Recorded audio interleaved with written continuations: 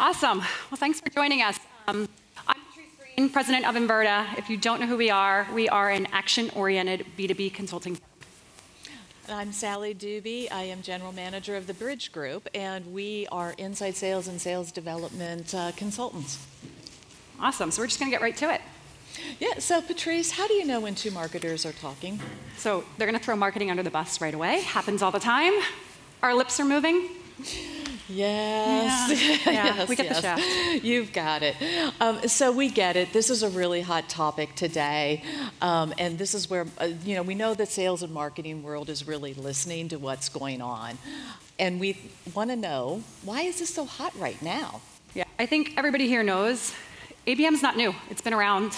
It's traditionally been reserved for larger organizations. Talk to anybody at Microsoft, Dell, CSC, right? They've been deploying ABM strategies for a while. However, it's typically been one marketing plan to one account, multiple resources on that one account.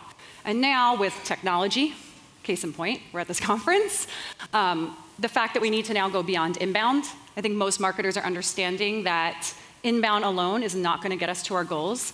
And alignment. You know, we've spent a lot of time over the past few years trying to get sales and marketing more coordinated, and this is just the next evolution of that coordination. So, Sally and I, we've been in the trenches. So as you know, marketing, sales, and our organizations have been working with clients, really helping to deploy these strategies. And it's together that we're starting to realize that both disciplines need to be brought together. So I'm sure you've noticed that we call it account-based revenue, ABR, instead of ABM, and there's a reason for that. So we aren't doing this just to create a lot of noise. I mean, we really have put some thought behind this about why we want to call it account-based revenue. And so the real theme is, it's not just about marketing. This is about the whole company working together, a whole ecosystem of marketing, sales, sales development, the executive team, customer success, that is all coming together to really make this work for companies. So that's why we go through the account-based revenue. So what we're going to do, as Rachel had mentioned earlier, is we want to bring the real world to you guys. And so Patrice and I are going to do a little role playing where Patrice is going to be our CMO and I'm going to be the CRO for a company. And these are like real world conversations that we've actually been involved in with our customers that we've heard between sales and marketing. So to get started, what we're going to do is actually have Sally walk through the numbers. So she's going to go through an exercise that really talks about the path and the scale and why this is so important. Yeah, so I'm going to share with you, again, the conversations that we've had with our clients about why is ABR really important. And so as you can see, when companies are smaller and they're under the 10 million stage, this is what they typically look like. If you look at the company, how the market segments are broken out, it's really usually very heavy in the mid-market, the SMB space. So you've got to get a lot of logos, and that accounts for about half of the revenue. And there's very few accounts at the top end that are bringing in the big dollars. Little swap change there.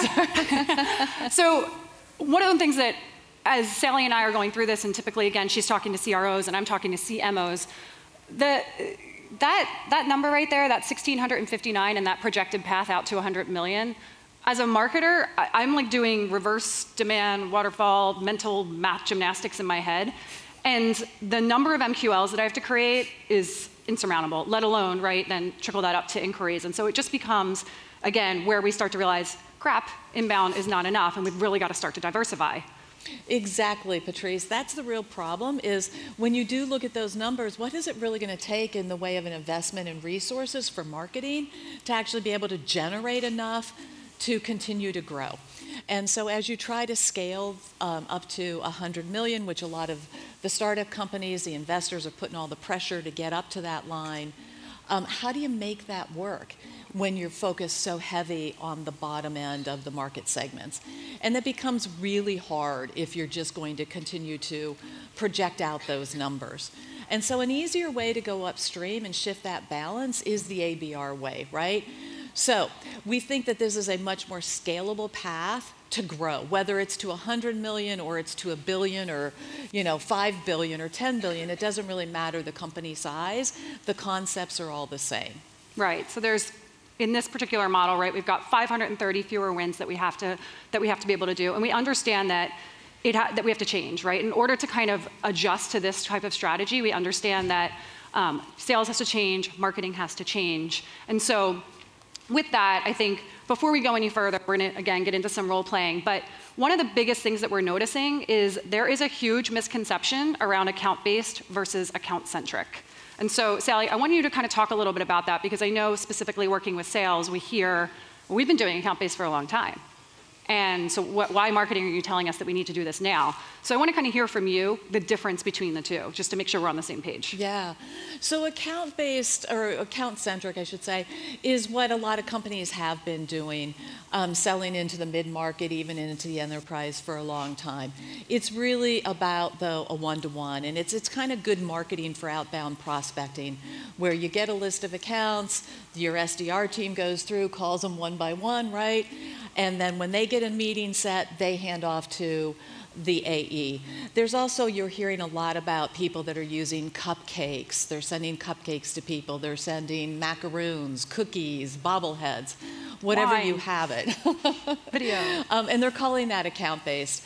To us, that's a tactic. That's not a strategy of how you get your foot in the door, right? So marketing sends a dozen cupcakes out, or cookies, and then the sales development person is responsible for doing outbound calling to get that appointment set. And again, everything is in silos, and we're working, very asynchronously, right? We're not working parallel, we're not working together.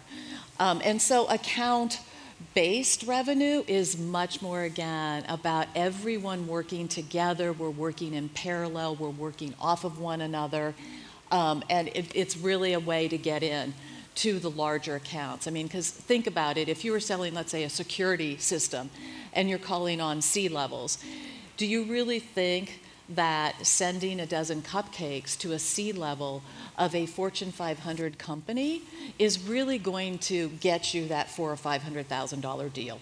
I mean, I don't know about your guys' experience. If that's all it took, we'd all be doing it. But it typically doesn't work that way. So you have to have a totally different approach and strategy to get into those big accounts. Yeah, and so I think what we want to talk about is the fact that, right, there's things that marketing is doing, right? We're trying to identify the segments that we're working within, right? We're trying to identify new message themes that are going to resonate for that audience. At the same time, right, sales, not, what we're doing isn't coming before what you're doing isn't coming before us, but you're out there and you're, for instance, conducting research to develop your buyer personas. Your research is insights into my messaging, exactly. Right? When we're developing our plays, we need to be incorporating your sales development playbooks, right, and those call cadences and whatnot into it so that we're really harmoniously creating an ABR play. And so that's what I want to talk a little bit about today. But before we go any further, I just want to throw this up there. We are not at all advocating that you drop everything and you do the shiny object syndrome that we are all known to do and just dump everything in favor, right, of ABR. It's not right for everybody, and so I know it's a hot topic right now, but it's not right for everybody. It also doesn't mean that we literally ditch everything we've done from an inbound perspective and throw our eggs in this basket. Exactly. All right, so Sally, these terms should look familiar to you, right? I have been spending the past bunch of years really working to get our teams in alignment with you. We've been focused on generating insurmountable amounts of MQLs. We've been doing a good job with segmentation, but it's been primarily firmographic. We're running campaigns, getting a little better with metrics. But I think these are the areas where we need to make the fundamental shift if we're going to think about how we're going to approach ABR. I'm listening. Okay. Sounds good. So instead of alignment, I want to change our thought process and think about choreography. Some people call it orchestration, some people call it collaboration, but I really want to change that because remember, I think it was maybe like 2 years ago we did that demand funnel exercise? Yeah, it helped a little for certain markets. A little bit, yeah, right? Yeah. I think this should look familiar, right? Everybody has some version of a demand waterfall, Sirius kind of embedded it in their business. And while it was helpful, and again, I'm not saying that we ditch it, I think the big problem here is the fact that there is clear, distinct ownership And I think we need to really go beyond process and guidelines and create more harmonious activity together. So rather than, we own the left-hand side of the funnel or the top of the funnel and you own the bottom of the funnel, I think we really need to move beyond that. So what you mean then is our relationship is really no longer reactive. We're getting to be much more proactive and collaborative. Yes, yes. I like so that. we can define lists together.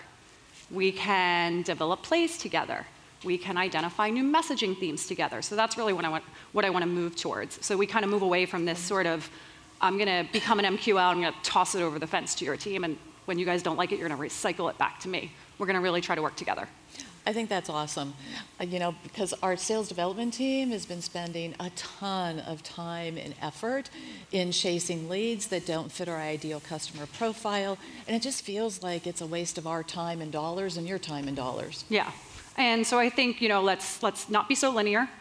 Let's make sure there's not one individual owner at a stage, because again, if we're going to surround these 20 accounts, 30 accounts, whatever we end up coming up with, 100 accounts, and let's start to pull in other people, right? Not just our two respective teams. Totally agree. What is beginning to feel like, and what I really like about this, is that we really are in this together. Yeah. Right? And so I can't come to you and say your leads are crap anymore.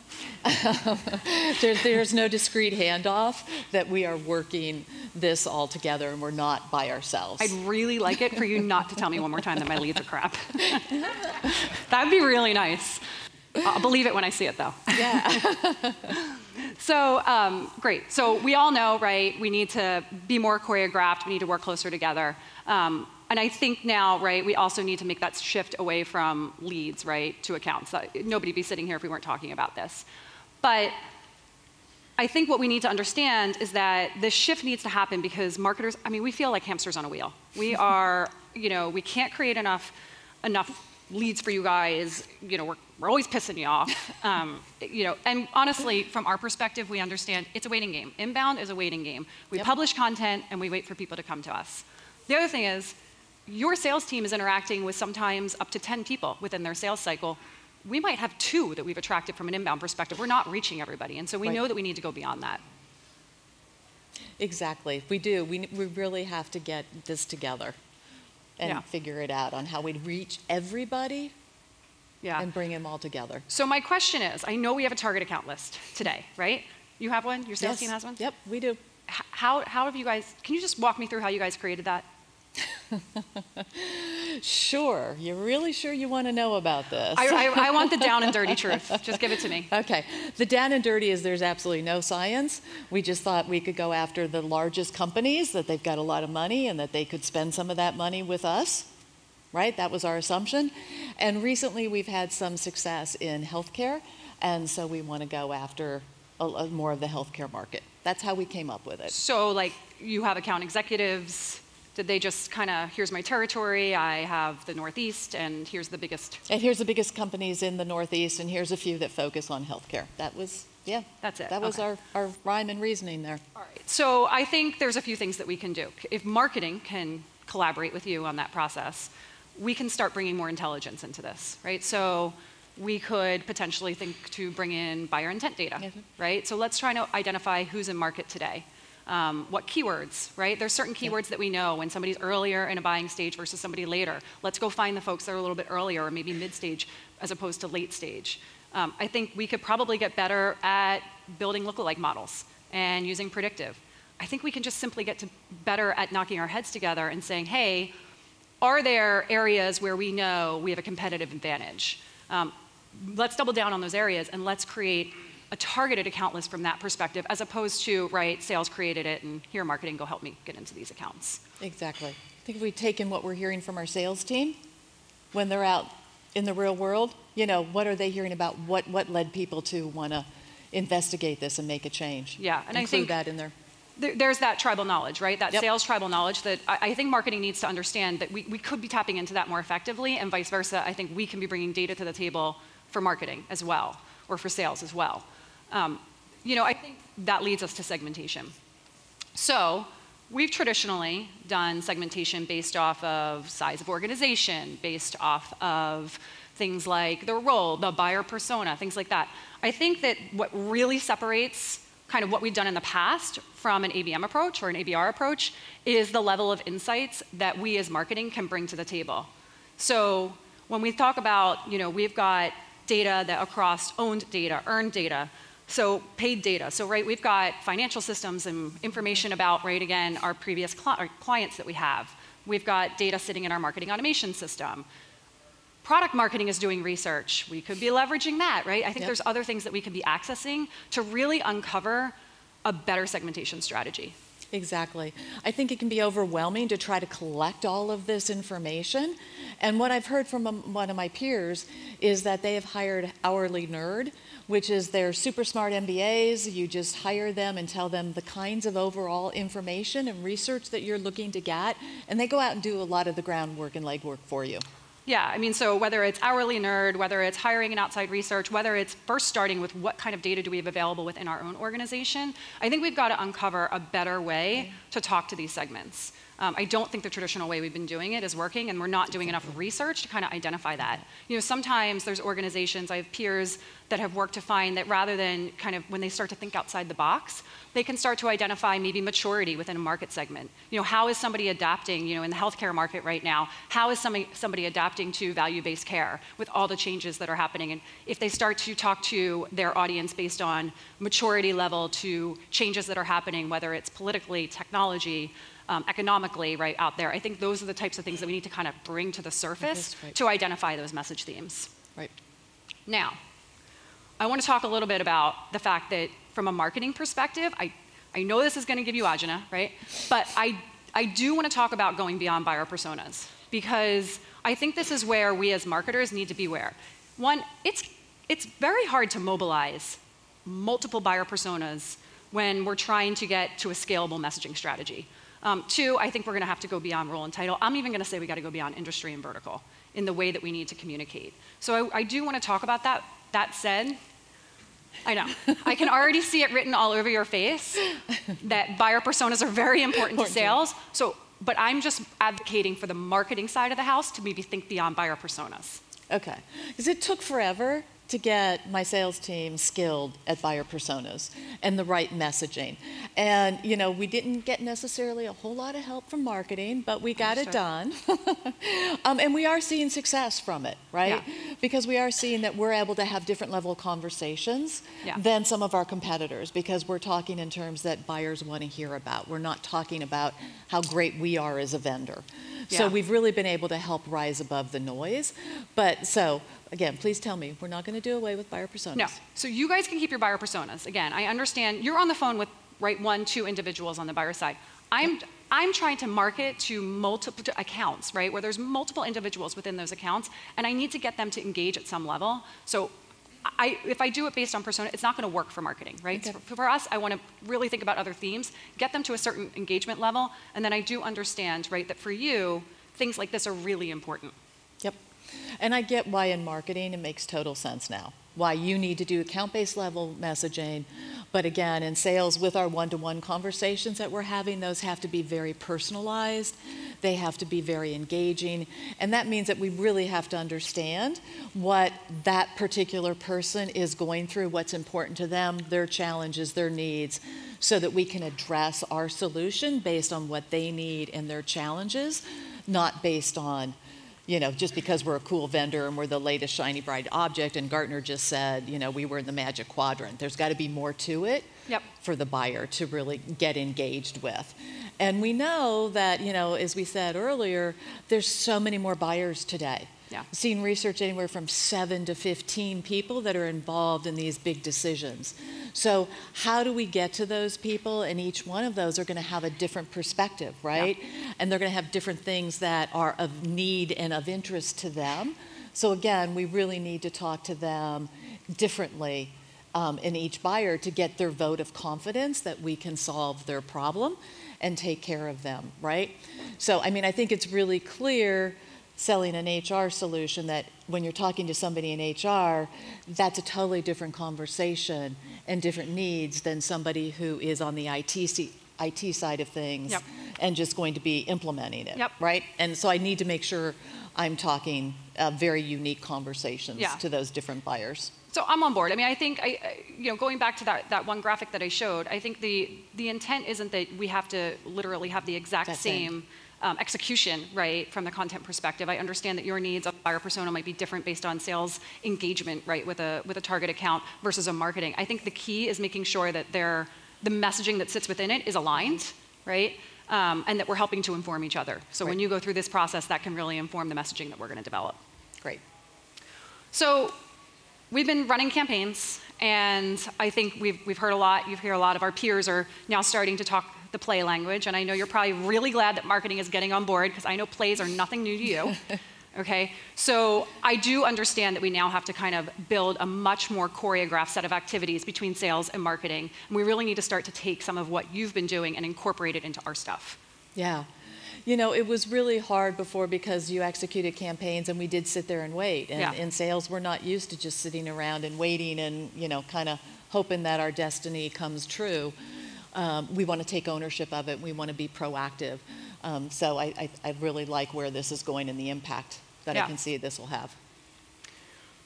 So I think it sounds like, though, that we need a playbook, right? Yes. We need a playbook for the SDRs that's going to take what we're doing today, our prospecting cadence, and our messaging, but it needs to be changed to align to these specific plays, right, that you're doing in the messaging, so that there is a cohesive story that is being told. And I think, so you guys have your outbound sales development playbook, but I think that there are multiple areas that we can be really looking to run plays, right? So we're trying to activate new accounts or new contacts within accounts. We're trying to engage existing accounts that we have within our database. We're trying to accelerate things within the pipeline. I even think when we get to, right, I know that our focus right now is on net new logo, but I really envision us more kind of adapting to plays that are going to help us grow. We might have, the top 20 accounts that we really want to expand and turn into whales. And so I think there's multiple areas.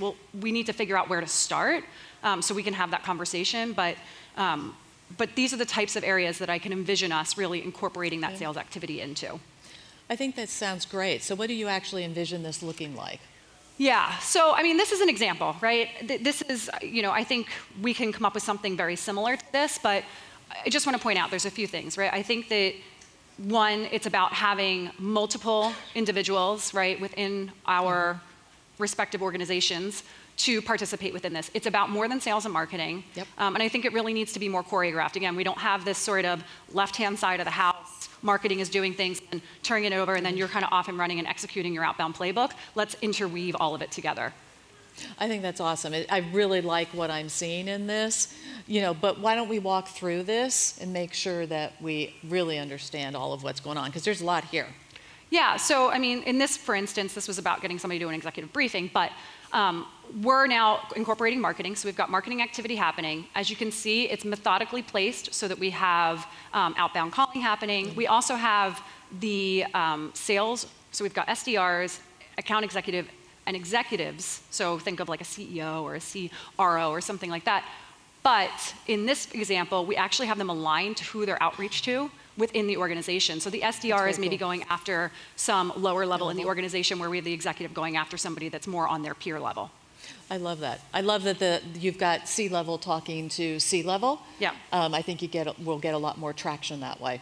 Yeah, and then we want to talk about, we've got banner ads running throughout this. We could even, in some cases, just another view to look at it, right? In some cases, we could have dimensional mail that we could be incorporating. So you talk about those cupcakes and whatnot. There are things that we can do with dimensional mail that could be when it's interweaved into a bigger strategy, right? Exactly. So it's a tactic within a bigger strategy. Yes. And, so whether it's LinkedIn emails, things like that. So ultimately, what I'm hoping we can do is develop a joint strategy where we have a version of this for each of the plays that we run, and we talk about the tactics, the channels that we're comfortable with our teams delivering, whether or not we want social in there, things like that, and come up with our version of this that then we can go and manage. I think it makes a lot of sense. And again, we're not working in silos and individually. We're working in parallel with everybody following through. And so the more impact, I think it really brings a big impact to the company, that at every step, they just got a voicemail maybe from my SDR, and now they go to LinkedIn and all of a sudden, wow, there's an ad there, from us, and talking about a white paper offer, and then they're getting an executive invite. It just brings it all together. Right, yeah, exactly. And so now, So we're going to go through all this. We're on the same page. We're going to, build our target account list. We're going to go back to the drawing board on that. We're going to get our messaging more coordinated, identify some new ways to talk to our audience, build these plays out. But I think one of the things that we also really need to address is how we've been measuring. I know. I am going to be the first to admit that maybe some of the ways that we've been measuring, that they're not necessarily super accurate. I keep getting questioned on my attribution model. I know that it doesn't, nobody likes to take it into the boardroom or anything. So I do think that we need to kind of really start looking at things from a business outcome perspective. What are we trying to drive from a business outcome? So I want to really understand how we can work together to kind of align our teams to the same business objectives. Yeah, I agree for these opportunities because we know they're going to take a lot longer. There's a lot more involved with all the different players that we do need to look at. It can't just be about number of leads and number of meetings. That's not going to get it done. That we have to look at, again, a bigger, broader picture of measuring our success. So how about this? How about if you give up number of leads, I'll give up number of meetings my SDR set. Deal. That was easy. I'd like to not be measured by that anymore. So, however, I think it's going to take us a little bit of time to get there. Yep. So, our sales cycles are about maybe 9 months, would you say? Yep. Average deal size is over 100K? Yep. So, I understand that in order for us to move towards any long-term metrics, it's going to take time. So, I think, I'd like to maybe start to identify some short-term things that we can do. Right, where we can say, hey, how are we going to measure this? Because these first 3 months that we're launching this, we're not going to have the pipeline metrics, right? So I think we are going to have to look at some and agree on some short-term metrics. So you okay with that? Absolutely. I think we have to have a transition period as we're getting into this and then gradually go to that. Yeah. But I also think having our teams measured by things that are beyond the quantitative metrics is really key, right? Because we're going to be focused on these accounts with the largest growth. They do take time. And we need to be measuring things like how strong is our relationship, right? Are we really building a relationship with them, or is it just with one person? And how are we creating referenceable accounts or not? Yeah. Right? So those kinds of things. Are we collaborating properly? Yeah, I couldn't agree more. And I also think, we should probably start here, right? So, when we decide, tomorrow we get up and we come in and we have our meeting, I think let's talk about what are we okay measuring in the short term? What do we want to get to? Let's get down our KPIs for kind of our aspirational. What do we want to ultimately measure our ABM efforts, our ABR efforts by? And then how are we going to get there, right? Because there could be some aspirational metrics, but we need to build the bridge to get there. So we need to understand kind of how are we going to define that and how are we going to get there? I agree. Yeah. Yep. So it sounds like we're getting there. We're in simpatico, right? Yep. We're in violent agreement. So what I want to know is, where should we start? Yeah, good question. So this is sales territory, Patrice, so step back. Let me have it. We get asked this all the time, right? That is the key. Where do you get started? And it is really hard stuff. We've heard so many conversations today about this. How do we get started? That's the big thing that everybody wants to know. And it is hard, or you wouldn't all be sitting in this room. You wouldn't have come to this conference if it was easy, right? And it was just a matter of going out and buying a piece of technology and implementing it. So the good news is you don't have to start from scratch. You don't have to reinvent the wheel. As Patrice mentioned earlier, our two companies are jointly providing a service on ABR. And so hopefully we've given you a view today of why it's critical that, it's not just marketing that needs to lead this or just sales needs to lead it. It has to be in collaboration. And so that's why we brought together the marketing and sales consulting companies. And if you want to know how to get started, we're happy to have a conversation with you. So call us. And sorry for that very shameless plug. But the good news is you don't need to go through the journey alone, whether it's through just having conversations with us or us introducing you to others that are going through the journey. We're here to help you out. And I was like, we get this question all the time. Where should I start? Or maybe a lot of time, especially now, somebody may have bought the bought a piece of technology and they may be executing a specific tactic where they feel like they've kind of dipped their toe into account-based revenue or account-based marketing. There's no easy answer. There's no one place to start. It's so dependent upon where your business is today, because if you already dipped your toe in and you started doing things maybe a year ago, then what you need to do from this point forward is going to be different from somebody sitting in this audience who is just now starting to mobilize an account-based strategy within their business. So if you haven't started, typically picking a segment to start within, don't boil the ocean, don't try and tackle it all. If you haven't built your target account list with any kind of intelligence, go back to the drawing board. I know it takes time. Everything related to the insights and messaging, if you have not done research, I know, again, you just want to get those campaigns out the door. It is more effective to take a step back and to do that research. You will be more effective rather than putting the same old content out there with some different tactics and expecting different results. It's kind of like the definition of insanity. And just one last time I will say, don't throw out the baby with the bathwater kind of thing. Whatever you're doing today doesn't mean that you have to totally stop. And you're stopping all of that, you're stopping your inbound, you're stopping outbound prospecting. No, you need to continue to do that along with an ABM in most cases for most companies. It's not an either or one or all kind of model. It's multiple models based on the segments that you're going after. So with that, we saved about 10 minutes for questions. Yeah. If you have a question, Rachel just raise your hand real high and I'll run over with this microphone. Which I'm I thought there trying was to a learn. question over here. You said don't measure leads, but measure... I'm really running as fast as I can. What are some of the metrics you use to define, thank you by the way, what are some of the metrics you use to define relationship quality, and are we creating referenceable accounts? Like, what are some of the metrics? What are some ideas that you guys have? Yeah, well, I think so the strength of relationship in terms of, you can look at engagement within the account, calls that are happening. I mean, just sometimes, I hate to say it, but it's just talk about the account, right? How are we going to do that? Like, do we feel like the relationship is good? Do we feel like this person knows us personally? So it depends also, are you trying to grow this account? Is this an account that we've had for 5 years that's kind of been hanging around and we know that there's so much potential? We might have 5 other products that we could be selling to that account. If we only have one relationship with one individual, right? So that coverage within the account could be a signal for you to measure that. So the AE might feel great, but he's only got relationship with one person. So that depth is the other one. It's not just, I have a good relationship, but do I have a good relationship with 3, 4, 5? Because what happens if that individual leaves? So for sure, the depth of coverage as well as the strength that maybe an account executive and CSM, it depends, executive might have, would be one area.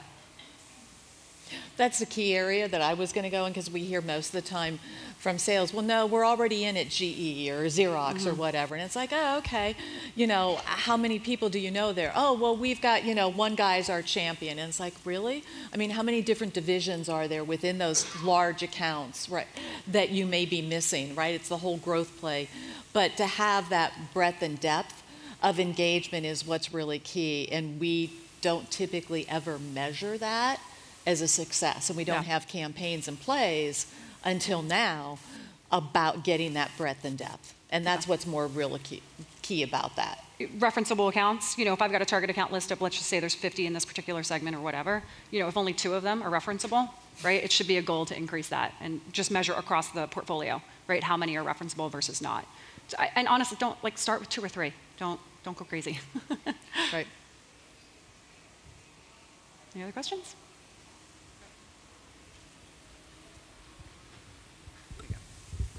Thank you. Does MQA stand for Marketing Qualified Account? Yes.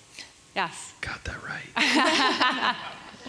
You could so rather than really thinking about it in terms of the lead, really trying to understand and coming up with how do we define a qualified account together. So can you kind of explain the difference between what you would define as an MQL versus what you would define as an MQA? So a marketing qualified account, there's going to be it could be multiple leads within that sorry, my thing just went off. Multiple leads, right, within that account. There's different criteria, so engagement level. So rather than being, like if I'm interacting, I can look at my MQL, if you will, right? And I'm gonna have a level of behavior score on that MQL, but that's one individual. I need to be looking at the whole account and understanding kind of what the engagement, my coverage within that account, how many contacts do I have in my database, like what kind of white space and how did I go after that? I mean, there's probably a number of, just like you got together and figured out kind of explicit and implicit criteria for your MQL. It's the same thing with the MQA, and just really looking more broadly. But coverage, engagement level, number of contacts, that type of stuff is typically some of the top ones that bubble up. Thank you. Yeah. We added another microphone, so please don't be afraid to ask questions now. Much easier. No? Any others? Anything else? Everybody wants to go to lunch? Yeah. Oh, we got one. Okay.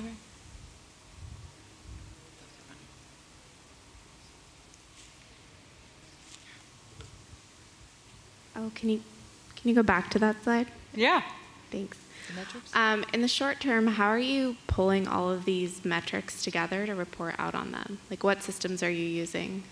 So clients use all sorts of different systems. So obviously some of them can be tracked within Salesforce. Some are going to be tracked within marketing automation. If you use other tools like Engagio, things like that, you can track them within those. Other times it's good old-fashioned Excel and pulling them out to kind of have more of a holistic.